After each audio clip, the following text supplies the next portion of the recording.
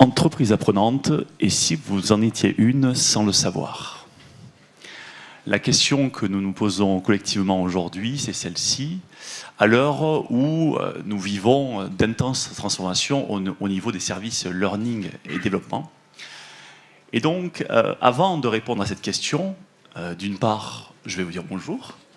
Et d'autre part, on va bien sûr se présenter en quelques minutes. Et puis ensuite, on va tenter de répondre collectivement à cette question et de vous donner également nos convictions sur ce sujet. Bonjour à tous, j'espère que vous m'entendez correctement. Je suis Myriam Amaré, responsable de l'activité Conseil RH et Organisation chez nous. Je serais ravie aujourd'hui de partager mes convictions, nos convictions sur l'entreprise apprenante à vos côtés. Bonjour à tous, donc moi je suis Laurie Comte et je suis la responsable de l'activité offre et ingénierie de formation chez nous. Et donc bonjour à tous, je suis Cyril Lijard, je suis responsable du business développement chez nous, c'est-à-dire que j'ai en charge des activités communication, marketing et commerce. Donc, qui sommes-nous? Donc nous, c'est une société de conseil et d'accompagnement en richesses humaines. Donc nous accompagnons en fait les services RH et les services learning et développement dans des transformations stratégiques, opérationnelles, organisationnelles. Ça, c'est notre premier point. Nous, c'est un collectif de 200 personnes dont la mission est de faire des richesses humaines le moteur de performance des organisations. Qu'est-ce que ça veut dire? Ça veut dire qu'au quotidien, on accompagne nos clients sur des sujets de performance opérationnelle, de performance sociale et de performance économique.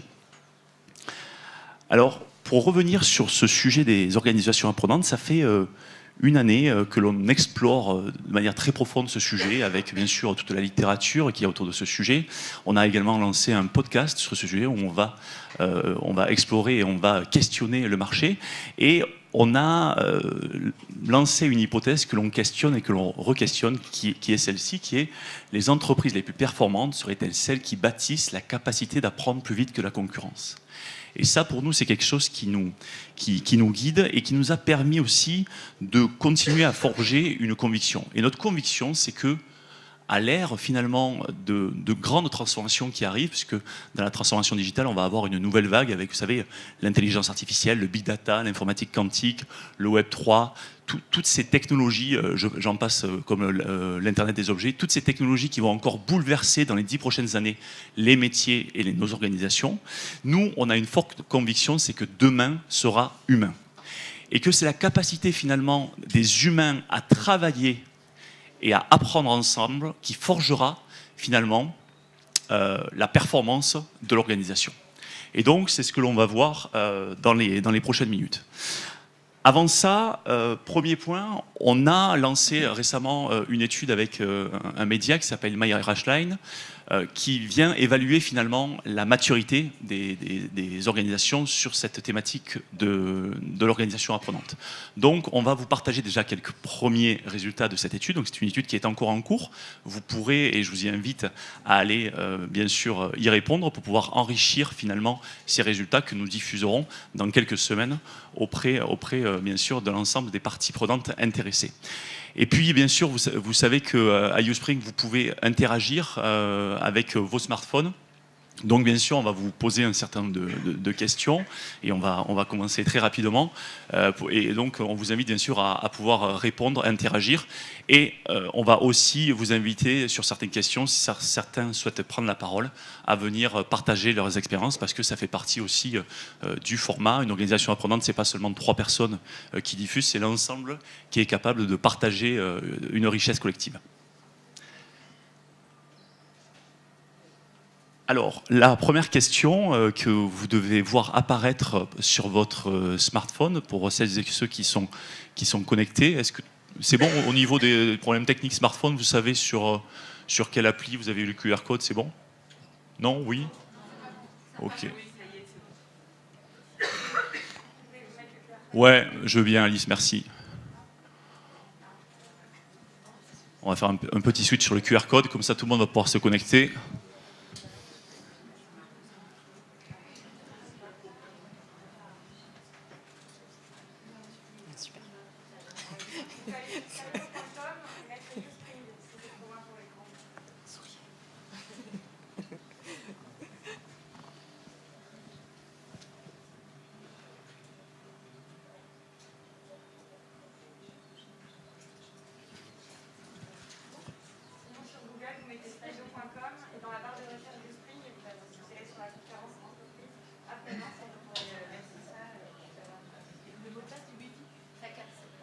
Le mot de passe du Wi-Fi, on me demande Alice, c'est... Alors, pas butard, le P de Pierre, P-A-B-U-T-A-R-D. Le compte est bon. P-A-B-U-T-A-R-D. On va prendre juste ces quelques secondes pour que chacun puisse se connecter et qu'on puisse bénéficier de la richesse de l'ensemble des participants. C'est important.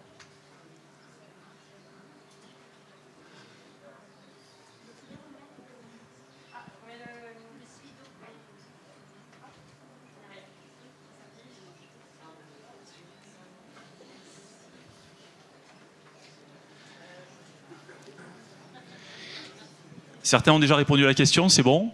Donc ça veut dire que ça fonctionne. On attend que d'autres arrivent sur la question.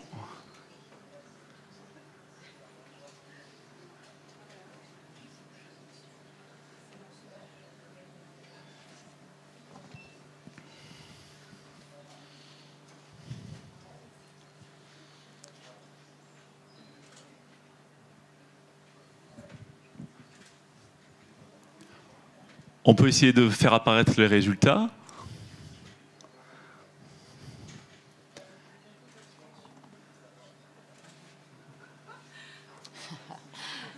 En plus, c'est du live, vous voyez, ça bouge, donc vous pouvez faire bouger et faire progresser votre conviction. Ok, très bien. Donc on voit effectivement que globalement, un peu plus de 2/3 de la salle pense faire partie d'une organisation apprenante. Donc ça, c'est intéressant. Et vous allez voir que dans les 30-40 prochaines minutes, on va passer au tamis un certain nombre de sujets et qu'on va vous reposer la question à la fin. Et l'idée, c'est de faire cette photographie avant, où là, on est à 72-28, et de voir un petit peu ensuite, par rapport aux convictions qu'on vous aura partagées, aussi comment vous vous situez. Très bien. Après, rassurez-vous, toutes les organisations sont bien sûr apprenantes parce que sinon elles mourraient. Mais disons qu'il y a un certain nombre de niveaux. Ok, merci pour cette première participation. Alors là, je vous pose une question. Alors elle n'est pas sur l'appli. C'est juste que vous puissiez réfléchir, sur ce que cela vous inspire. Donc je vous laisse quelques secondes pour que chacun puisse faire un petit peu sa propre analyse de ce que cela vous inspire. Ça peut vous inspirer des couleurs, des formes, de la connexion, de la disconnexion d'ailleurs. Oui ? Ça vous inspire ? Oui, effectivement. Effectivement. On voit une tête, mais on voit que tous les éléments ne sont pas rassemblés au même endroit. Et finalement, les 6 dimensions que nous, on a choisies fort de nos convictions pour évaluer une entreprise apprenante, effectivement représentent, et on a souhaité le représenter avec une tête, qui est finalement une partie d'un organisme vivant. Parce qu'une organisation apprenante, effectivement, c'est un organisme vivant. C'est un organisme qui va évoluer, qui va grandir, qui va changer de forme. Donc ça, c'est super important d'avoir cette image de l'organisme vivant qui va avoir cette évolution, ces interactions. C'est également un organisme qui va avoir un certain nombre de connexions et d'interconnexions. Une organisation apprenante, c'est effectivement une entité qui a un certain nombre de connexions. Et ces connexions, elles ne sont pas là par hasard. Ces connexions, elles vont permettre surtout d'aller vers le même sens. C'est-à-dire que là, une organisation apprenante, c'est une organisation où toutes les parties prenantes, c'est-à-dire tous les collaborateurs, vont regarder dans le même sens. Et cette interconnexion et ce sens vont donner finalement une cohérence très très forte à l'organisation apprenante. Et donc, il ne faut pas penser effectivement que si je remplis les cases de la partie mission et de la partie talent, je suis une organisation apprenante. Une organisation apprenante, ce n'est pas une checklist de ça y est, ma mission, elle est claire, elle est partagée, au niveau des talents, je suis plutôt au top. Non. Une organisation apprenante, c'est une organisation où l'ensemble de ces dimensions sont interconnectées et, comme je vous ai dit, sont cohérentes et servent finalement le but et la mission et la vision, le sens de l'entreprise. Donc ce que l'on va faire dans les prochaines minutes, et je vais laisser la parole à Laurie, c'est de vous présenter les 6 dimensions en fait, de l'organisation apprenante telle que nous la voyons. C'est là où on vous partage finalement notre regard et puis les convictions que l'on partage sur ce sujet. Merci. Ok. Donc, notre première conviction, une offre formation connectée à la stratégie. Vous le savez, une entreprise, donc la stratégie d'une entreprise, se base sur différents piliers, dont la formation en est un incontournable. 2 missions sont prioritaires au service de l'organisation apprenante, la mission de l'entreprise et la mission du service formation. Alors, la mission de l'entreprise, c'est de se poser la question à savoir, est-ce que l'ensemble de vos collaborateurs connaissent la stratégie de votre entreprise, sa vision, son ambition, qu'ils connaissent le chemin à parcourir et pourquoi le parcourir pour l'organisation, mais également pour eux. La stratégie d'une entreprise doit être le guide, le phare qui permet de savoir pour les collaborateurs quelle est la compétence à développer. Ce chemin-là à parcourir doit être connu pour susciter une prise de conscience collective et un intérêt commun. Je vous donne un exemple. Si la stratégie de l'entreprise n'est pas diffusée au plus grand nombre et de manière régulière, on l'a bien vu, on a accompagné une université d'entreprise qui produisait des parcours de formation extrêmement qualitatif. On sait comment ça fonctionne. Quand on crée des parcours de formation, on met autour de la table toutes les parties prenantes en mode projet, ça prend du temps, on dessine l'architecture, on se met en méthode de production et on passe au livrable. Sauf que comme la stratégie de l'entreprise a évolué, le marché a également évolué, ce parcours de formation, certes extrêmement qualitatif, était produit, mais non adapté. Donc vraiment, cette mission de l'entreprise-là est de véhiculer cette stratégie, sa vision, son ambition au plus grand nombre et de manière régulière. Autre mission, celle du service formation maintenant. La formation doit être une déclinaison de la stratégie, c'est un outil. Mais comment ? Bien évidemment, par le plan de développement des compétences et donc par le recueil des besoins. Sauf que l'organisation apprenante, c'est l'agilité, c'est l'adaptabilité. Donc, comment faire ce recueil des besoins ? De manière annuelle, hybride, au fil de l'eau.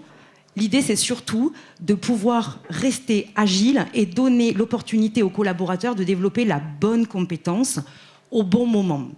Pour ça, bien sûr, oui, recueil des besoins, plan de développement des compétences et déploiement, des 10% de formation standard.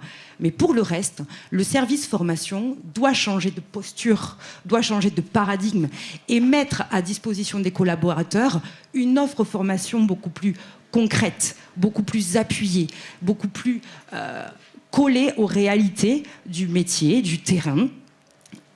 Donc pour ça, vraiment, c'est de mettre à disposition tous les outils nécessaires au développement des compétences et donc comprendre qu'il est temps de changer de posture.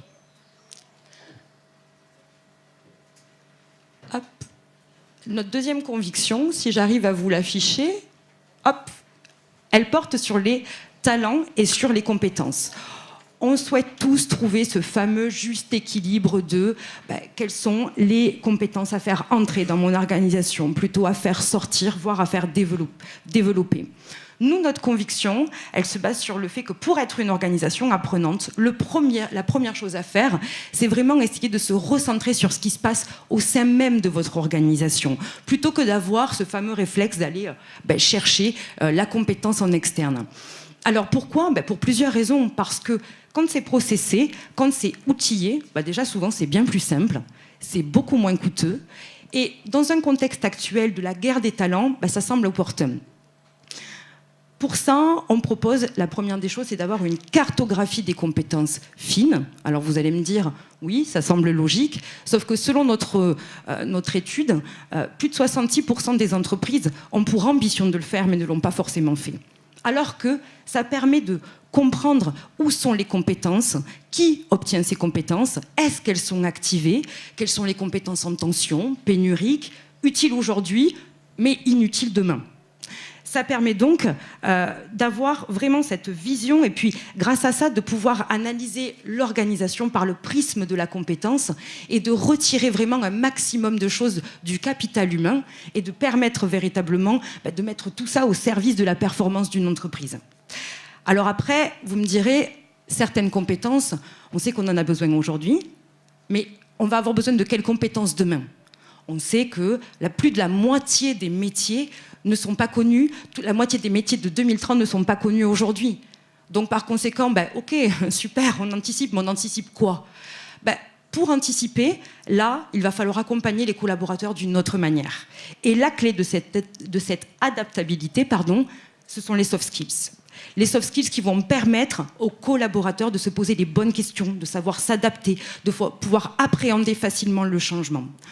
Donc, quelques exemples de soft skills, la capacité à apprendre, l'intelligence relationnelle, la résolution de problèmes complexes, ou encore même l'empathie pour être, par exemple, manager et accompagner véritablement ses collaborateurs à cette transformation. Donc ces compétences-là permettent de développer la capacité de résilience d'une organisation, lui permettre de s'adapter en temps réel au marché, à sa stratégie, à ses ambitions, et également garder une certaine vitalité de l'organisation.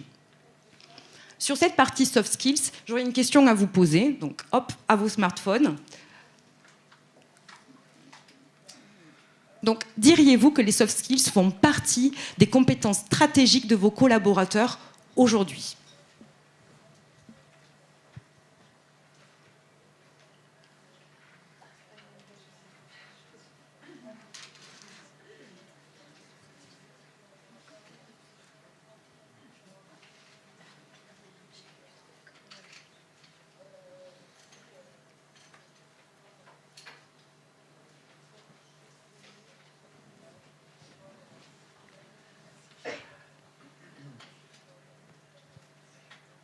Super.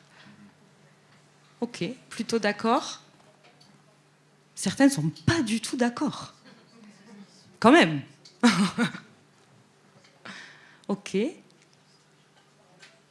Est-ce que quelqu'un souhaiterait faire un témoignage, partager quelque chose qu'il aurait mis en place dans son organisation au sujet des soft skills, qui aurait plutôt bien fonctionné, ou au contraire, quelqu'un qui veut expliquer pourquoi il n'est pas du tout d'accord? Oui ? Je ne dirais pas que je ne suis pas du tout d'accord, je suis même très d'accord. Mais dans mon rôle, moi je suis responsable formation, oui. Et c'est extrêmement difficile de faire prendre conscience à quel point c'est important les soft skills, oui.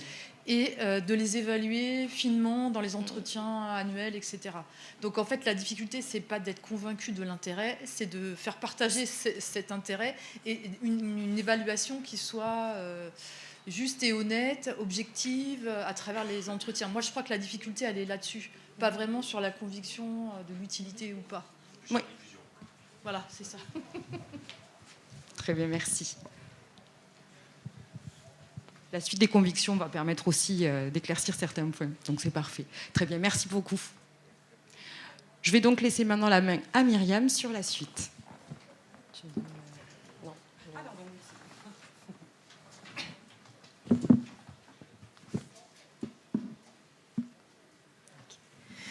Ok, le point suivant qu'on souhaitait évoquer ici avec vous, on est toujours dans ce voyage autour de nos différentes convictions sur l'organisation apprenante.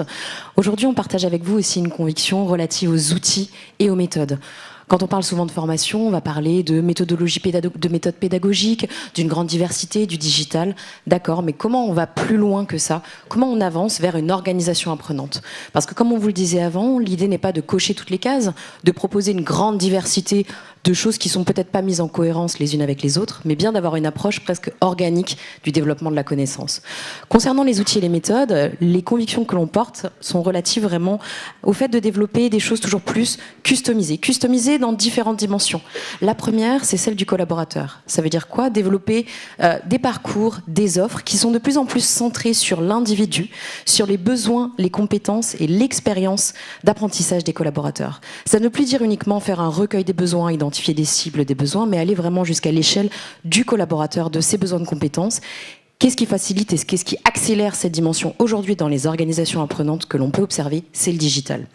C'est le digital, je vous apprends rien, puisqu'en fait, avec notamment l'utilisation de la data, la capitalisation sur des algorithmes, sur l'IA, on va pouvoir créer des parcours toujours plus personnalisés, individualisés, suivre la progression, le développement des compétences, les étapes à l'échelle du collaborateur, orienter son parcours selon ses résultats qui lui sont propres et non plus uniquement ceux d'un collectif, ceux d'une population cible, entre guillemets, comme on peut l'utiliser souvent dans le jargon.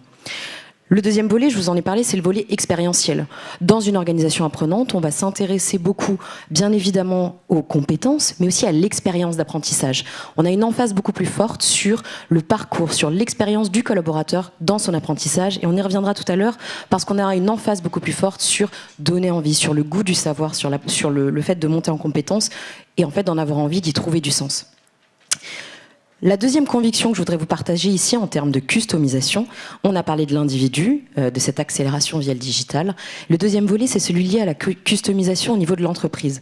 De plus en plus, et j'imagine que vous le voyez tous, on va créer des formations qui ont vraiment la patte, le goût de l'entreprise, l'ADN, le trait culturel, qui fait que cette formation au management, quand je l'ai dans cette structure ici, je ne vais pas du tout avoir le même langage, pas du tout les mêmes codes que dans une autre structure.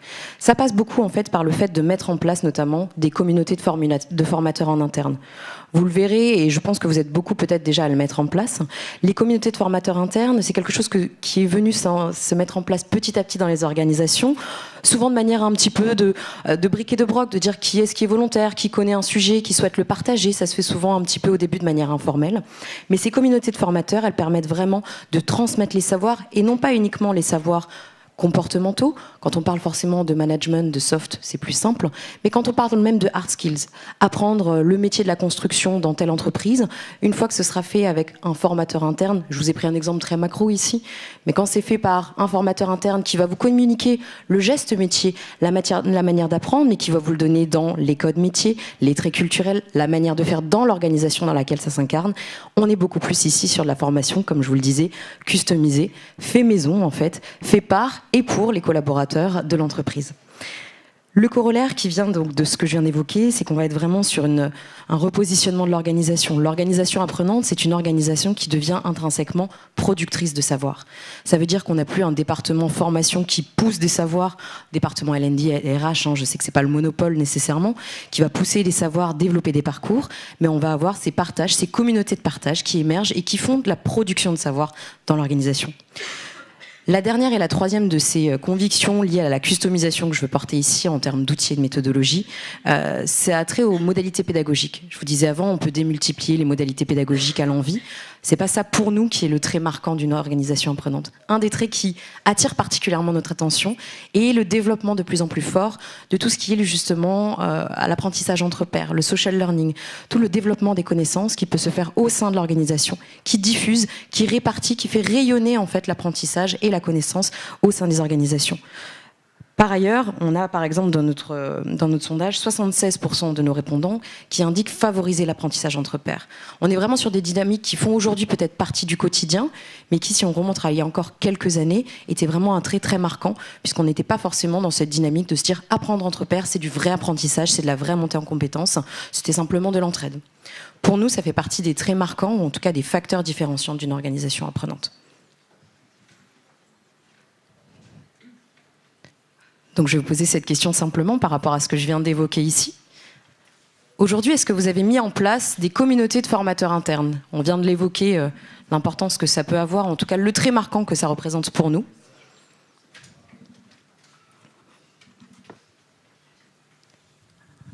En grande majorité, oui. Je serais peut-être intéressée, si vous en êtes d'accord, d'avoir... Oui, allez-y. Vous souhaitez... Ouais. Allez-y. En fait, je suis tout à fait d'accord pour Caroline Kruger-Batti à Sanofi sur le People Development pour Europe. Les communautés formateurs internes, c'est super, c'est génial. Je trouve qu'il y a des bels avantages, mais on est très vulnérable en termes de délivrer du learning sur des disponibilités. Ah, j'ai changé mon avis. Ah, je suis surchargée. Quelle surprise! Qu'est-ce qu'on fait et comment... Voilà. Donc, ouais. Alors avant de vous apporter une réponse, je vais peut-être laisser voir si la parole, si une deuxième personne souhaite apporter un témoignage sur le volet par rapport à la mise en place de communautés de formateurs. Oui, allez-y. Donc en fait, Anne-Sophie Duchesne, Orano, donc nous on a une communauté de 600 à 700 formateurs internes qui sont beaucoup des opérationnels dans les usines. Et voilà, il faut les accompagner, mais il faut aussi les accompagner à la montée en compétences pour être pédagogue, pour savoir apporter un savoir qui va rester pérenne en fait. Donc on a beaucoup de compagnonnage, donc on doit beaucoup les accompagner dans ce sens-là. Il y avait un troisième par là-bas. Bonjour, Camille Piliard de la maison Chloé. Nous, on va avoir une particularité, c'est que déjà, en fait, à Paris, on est à peu près que 300. Donc déjà, on n'est pas du tout sur les mêmes volumes que ce qu'on peut avoir, mais donc on a quand même quelques formateurs internes sur des sujets liés à SAP, etc. Et à la question, comment est-ce qu'on peut embarquer et en fait s'assurer de la disponibilité. Je gère aussi la partie talent et en fait c'est quand même dans les objectifs de nos collaborateurs et ça je trouve que c'est vraiment la difficulté parce que il y a des personnes qui sont volontaires par intérêt, par envie personnelle, ça rentre pas forcément dans leur fiche de poste précise et après c'est plutôt comment est-ce qu'on va convaincre les managers de sacraliser un petit peu ce temps sur ces sujets, sachant que nous déjà on a mis en place un certain nombre d'objectifs liés à la partie sustainability. Donc, si on revient, on remet encore d'autres couches. C'est toujours un petit peu difficile avec le management. Allez-y, il y en a une devant ici.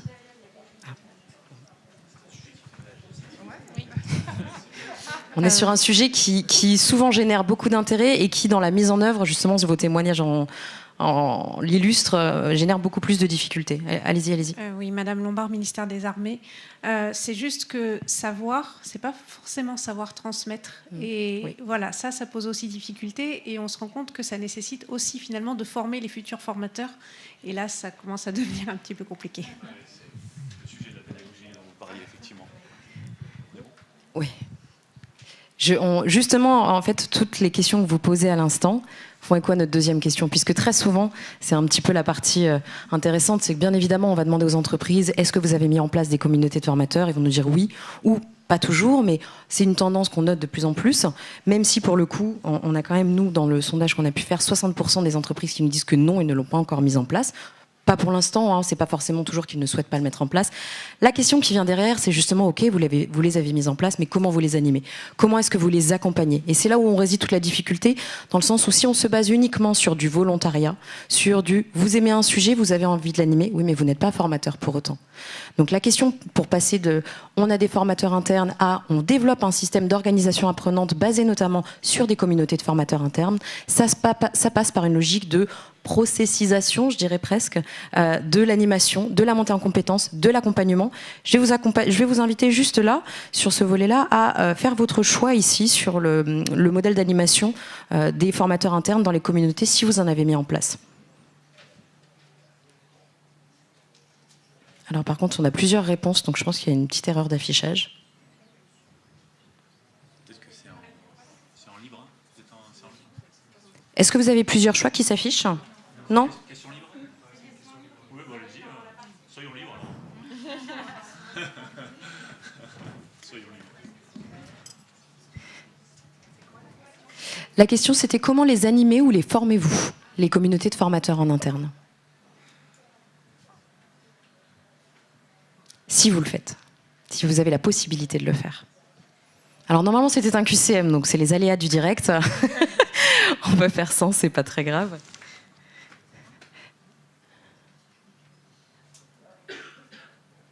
Je ne sais pas, Alice, s'il y a d'autres réponses ou...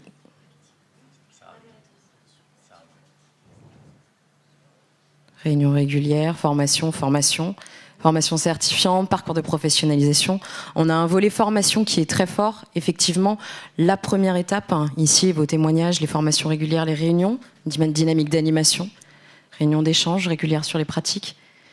Effectivement, là, les témoignages que vous apportez ici sur le comment, sur comment on anime, comment on accompagne, les événements, des groupes Teams, Train the Trainer, méthode pédagogique.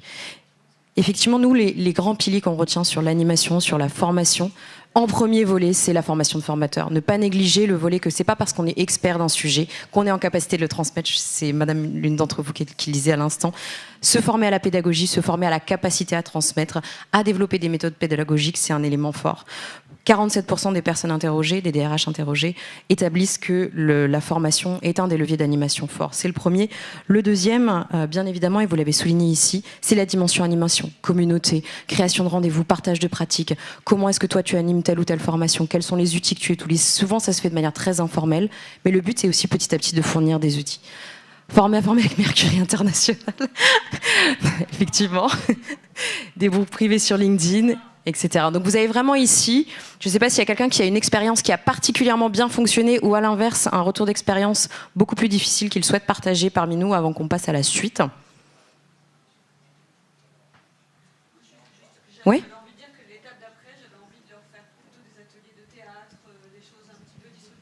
Oui, qui sortent un petit peu du commun, on va dire, en termes d'animation. Sachez que ce qui est intéressant, l'intégration dans le parcours de carrière, ça faisait écho notamment à ce que vous évoquiez, le fait que ce soit objectivé, que ce soit tracé, suivi. Effectivement, sur les formations de formateurs, on est vraiment, sur les communautés de formateurs, on est vraiment dans cette dynamique pour l'organisation apprenante. Certes, il faut mettre en place, mais l'étape d'après est bien de les animer, de les former, de les accompagner et d'objectiver cet accompagnement, ce rôle, cette casquette qu'ils prennent dans leur parcours de carrière. Il est important aussi de leur vraiment de donner du sens et de le lier à la mission et à la stratégie de l'entreprise. Il y avait madame, oui, allez-y. Juste ajouter, en plus, Bérangère Pelé se passe tout à l'heure, ajouter sur l'aspect reconnaissance aussi, parce que... La valeur, oui. Merci. Donc l'aspect reconnaissance, là on est en train de réfléchir nous à des programmes pour reconnaître du coup au plus haut niveau la contribution de nos consultants, parce qu'ils sont censés être chez le client, donc c'est aussi accepter de ne pas être facturé pour former ses collègues. Et donc la reconnaissance par déjà s'assurer que tous les managers sont au courant que leurs collaborateurs font partie de notre pool de formateurs internes. Et on a une expérience en Inde actuellement qui marche bien, aussi la reconnaissance du CEO de l'Inde, des programmes de reconnaissance avec des vouchers, des choses comme ça, pour vraiment mettre en lumière cette communauté. Ouais. Et je dirais, une fois qu'on a mis en place, les basiques de tout ce qu'on a couvert, c'est maintenant comment est-ce qu'on va au-dessus et on reconnaît ces personnes-là. C'est vraiment important de donner de la valeur à cette action et l'animer dans la durée. Vraiment. Monsieur. Xavier Durocha, BNP Paribas. Oui, nous, on a une belle expérience en Bank of Nanjing qui est en Chine, où les formateurs et tous ceux qui partagent leur best practice gagnent des points en fonction du share de ce qu'ils ont produit, c'est du like. Et avec ces points, ils gagnent des accès à des événements, ils gagnent des formations gratuites, et ils gagnent tout ça. Donc en fait, ils ont fait un cercle de qualité qui leur permet de gagner quelque chose qui va les rendre encore plus professionnels. Dans un premier temps, ils gagnaient des tickets pour acheter sur... l'équivalent d'Alibaba, voilà, c'est ça. Et ils se sont aperçus que finalement, ils achetaient tout et n'importe quoi, parce que les Chinois suivent tout. Et finalement, ils ont reconditionné ça en disant, finalement, on va les rendre plus professionnels. Super, effectivement, des cercles vertueux de valorisation, aussi de reconnaissance, qui sont incarnés non pas uniquement par c'est super ce que vous faites, mais par de la valorisation ici, là, très concrète, individuelle. Donc c'est effectivement très intéressant. Deuxième pilier ici, quatrième plutôt, deuxième, j'allais dire que j'évoque, mais c'est le quatrième déjà ici, sur le volet organisationnel, bien évidemment, et c'est un des piliers systémiques, on a une approche ici assez holistique de l'organisation apprenante. Le volet organisationnel, on porte, nous, la conviction profonde, et c'est ce que Cyril évoquait au début, que le département formation, learning et development, RH, devient aujourd'hui un diffuseur de savoir dans une organisation apprenante. Ça veut dire quoi? Ça veut dire vraiment repositionner le rôle, l'apport du département formation au sein de l'organisation dans son ensemble. Ça veut dire quoi? Passer d'un rôle qui parfois, c'est de moins en moins le cas, mais j'allais dire de gestionnaire de la diffusion, parfois de parcours de formation. On peut avoir un rôle parfois qui est encore assimilé à quelque chose d'assez administratif, alors qu'en fait, le vrai rôle aujourd'hui, et c'est de plus en plus que l'on peut voir, du département L&D est de se positionner en véritable facilitateur de la diffusion des savoirs. Vous l'avez vu, on porte la conviction que l'émanation des savoirs naît aujourd'hui de l'organisation dans son ensemble et n'est plus uniquement le fait de quelques-uns. Donc le fait est ici que pour nous, le département de formation perd un peu le monopole du développement des compétences au profit de l'ensemble de l'organisation. Ça demande un repositionnement et ça demande aussi de faire évoluer les méthodes de travail et les modes de travail au niveau de la formation. Ça veut dire quoi? Un travail beaucoup plus marqué en mode projet. Alors aujourd'hui, bien évidemment, vous allez me dire, évidemment, quand on travaille sur des parcours, sur le développement de connaissances et de compétences, on le fait en adhérence étroite avec les métiers, avec les enjeux stratégiques. Oui, ça veut dire ça au début, quand on crée des parcours, mais ça veut aussi dire dans les phases de run. Ça veut dire tout au long de la vie et du développement des compétences, du développement des connaissances, les métiers, les directions opérationnelles doivent être associés. Ça veut dire pour le département formation, si je reviens sur ce volet-là, de facilitateur un petit peu de la diffusion des savoirs, de repenser les compétences au sein même de son équipe. Ça veut dire qu'on a des équipes qui font certes potentiellement de l'ingénierie pédagogique, mais qui vont aussi beaucoup plus avoir à travailler en transversalité, naviguer dans les écosystèmes de l'organisation, être en capacité de piloter, de diriger de manière matricielle des contributeurs métiers. Donc on a vraiment toute une dynamique d'interaction, tout un modèle de gouvernance qui ici vient être un petit peu impacté par cette décentralisation en fait, de la production de connaissances. Et le dernier volet que je voulais ici souligner par rapport à cette diffusion des savoirs et au positionnement du département Learning and Development, c'est le fait qu'on va demander de plus en plus au département formation L&D d'être responsable au sens accountable pour les connaissances et pour la performance de l'activité formation au regard des métiers. On ne va plus forcément se poser uniquement la question de la performance de l'activité formation au sens pourcentage de formation déployée, formation obligatoire, typologie de cibles qui ont été formées. Ça, c'est une première chose. Mais le deuxième, ça va être, OK, mais au regard d'indicateurs métiers, au regard d'indicateurs de performance qui sont des indicateurs métiers, quel est l'impact de la formation, quel est le ROI de la formation sur mes collaborateurs? On a formé X% aux techniques de vente sur un nouveau modèle qu'on a pu développer. D'accord? Quel a été l'impact concret, même si c'est jamais linéaire? Est-ce qu'on a pu voir, est-ce qu'on peut noter une progression en termes de vente de ce type de produit sur les populations formées? Je prends un exemple assez simple, mais c'est vraiment une responsabilisation et une analyse de la performance de la formation qui n'est plus uniquement au niveau du département RH, mais qui peut être de plus en plus demandée de la part des métiers en termes d'impact. Sachez que, pour la petite histoire ici, dans le sondage qu'on a pu noter, est-ce qu'aujourd'hui on utilise des KPI métiers pour analyser la performance de la formation? Encore 55% de nos répondants disent non, parce qu'en fait c'est un step qui est très difficile aujourd'hui à franchir.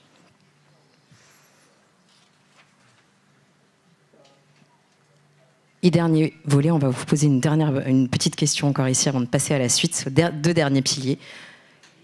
Je parlais beaucoup avant de fait maison. Qui s'occupe de la création des contenus de formation chez vous?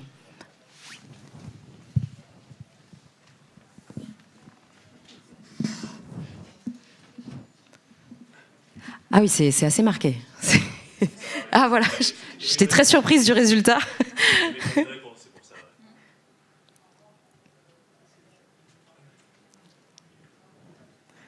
Ok, on a quand même une majorité encore ici, près de la... pas de la moitié, ça évolue. Ingénieur pédagogique en interne. Les structures dédiées. Les structures dédiées sont passées en tête. Les salariés, c'est intéressant par rapport à tout ce qu'on vient de dire ici, la dimension salariés qui sont libres de créer leur propre contenu et les partager, dans cette dimension de responsabilisation.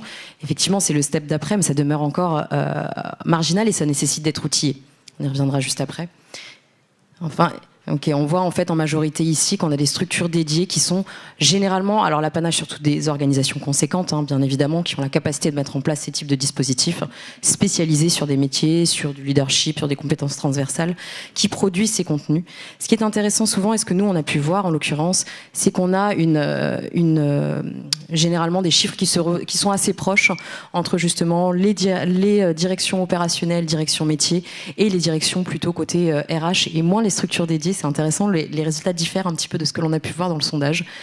Ça montre en fait aujourd'hui que vous avez quand même une concentration, encore une fois, de la production de ces contenus qui demeure encore dans certaines entités de l'entreprise et un petit peu moins diffusée auprès des salariés ou en tout cas des autres collaborateurs au sein de l'organisation. C'est intéressant d'avoir votre retour.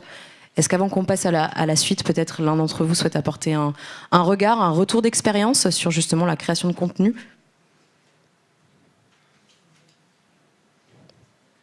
Sinon, je passe à la suite. Super. Je te laisse terminer, Cyril.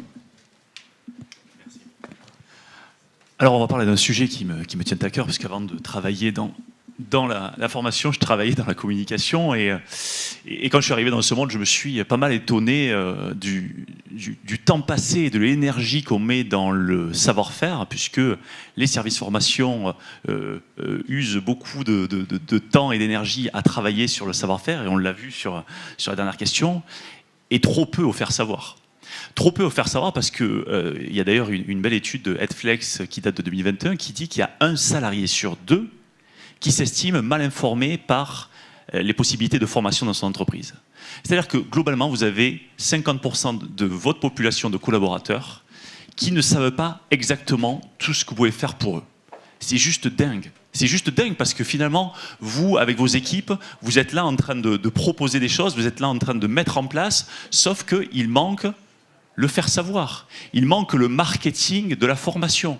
Et ce sujet, le marketing, c'est pas un gros mot, c'est un très très beau mot. C'est comment on peut valoriser ce que l'on fait, valoriser nos métiers, mais surtout valoriser ce que l'on peut apporter comme valeur à notre organisation. Et donc, par rapport à ça, nous, on a 2 convictions. La première, c'est qu'il faut donner ou redonner le goût de la formation. Il faut finalement donner, vous savez, de la saveur au savoir. Comment ça se passe ? Ça se passe à tous les moments de la formation. Le premier moment, c'est que vous avez votre collaborateur, il cherche, vous savez, le truc le plus basique. Une formation Excel TCD. Et il va voir formation Excel TCD. Est-ce que ça lui donne envie ? Alors oui, il a besoin de la formation Excel TCD. Mais si vous mettez formation Excel TCD, prenez le pouvoir sur vos données, est-ce que ça ne veut déjà pas dire autre chose ? Et si derrière vous avez un témoignage d'un collaborateur qui a déjà fait cette formation, et cette formation que vous avez revue parce que finalement cette formation a été super ennuyeuse et que vous avez revue en termes d'ingénierie, là vous allez commencer à donner le goût de la formation sur l'identité. Ensuite, il faut attirer effectivement sur vos parcours, il faut attirer sur toutes les modalités pédagogiques que vous mettez en œuvre. Et puis, je vais revenir ensuite sur le pendant, mais après, il faut pouvoir valoriser, s'appuyer sur ceux qui l'ont fait. Parce que les meilleurs ambassadeurs de la formation, ce sont les collaborateurs. C'est le collaborateur qui dit à son copain, tu devrais faire cette formation, je l'ai faite l'année dernière, elle est géniale. Si tu as besoin de cette compétence, elle est géniale. Et là, vous aurez un pouvoir de recommandation, et d'ailleurs aussi un pouvoir de transmission, parce qu'ils vont pouvoir en parler, ils vont pouvoir échanger. Et ça, c'est super important. Donc, donner le goût de la formation, c'est la première conviction. Et la deuxième conviction, pour reparler du sujet, par exemple, du théâtre, dont vous parliez tout à l'heure, c'est la partie présentielle. On est aujourd'hui dans une phase, après la pandémie, où on a multiplié les modalités pédagogiques, et c'est très bien. Et le présentiel est devenu moins important en termes de volume, mais on ne l'a pas fait évoluer. Pourtant, le présentiel, c'est devenu la chose rare, parce que maintenant, quand on envoie des gens en présentiel, on se dit il va falloir les sortir de la production, du métier pendant une demi-journée, une journée, tout le monde traîne un petit peu des pieds. Mais parce qu'on n'a pas aussi changé la modalité du présentiel. Le présentiel, ça doit devenir un événementiel, ça doit devenir un expérientiel.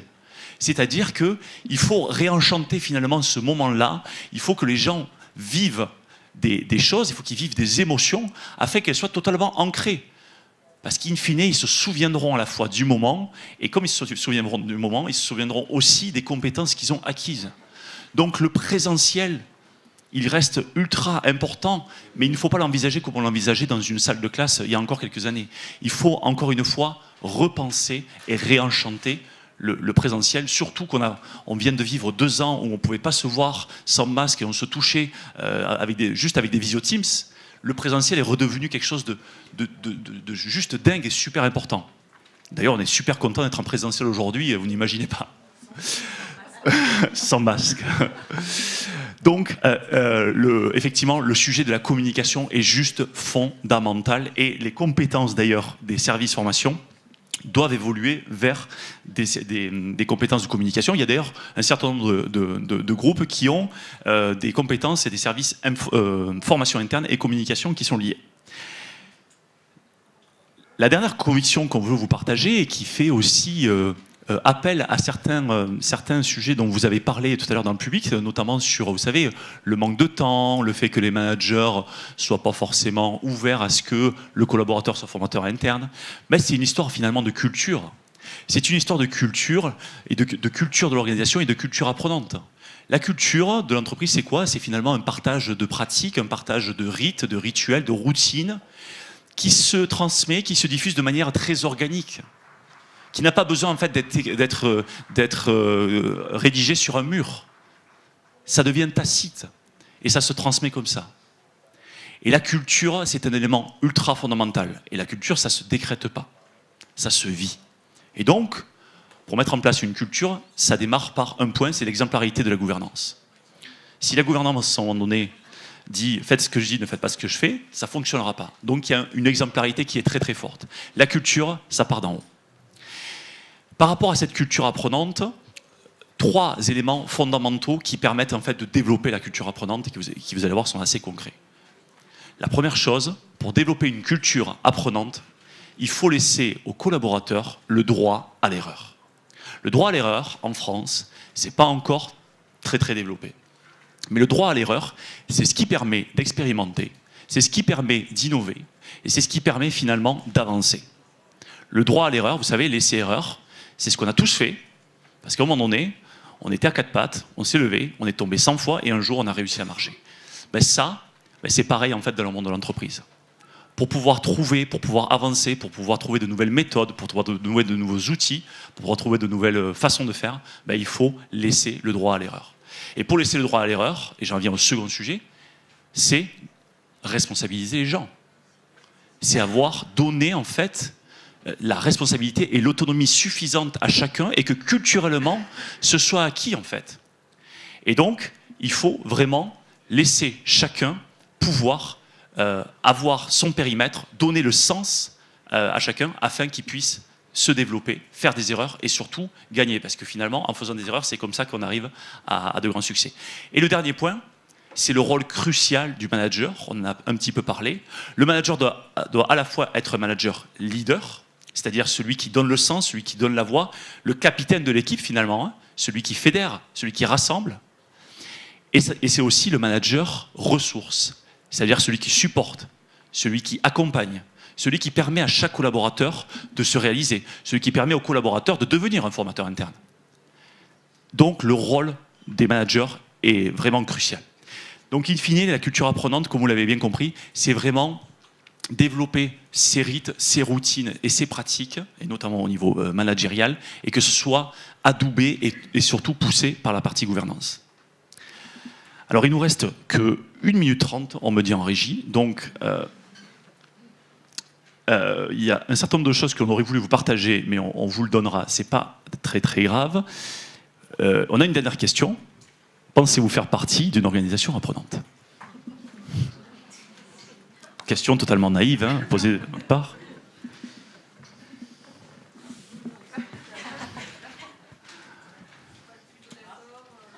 Non, on a voulu rester voilà, pour avoir les mêmes abacs qu'avant.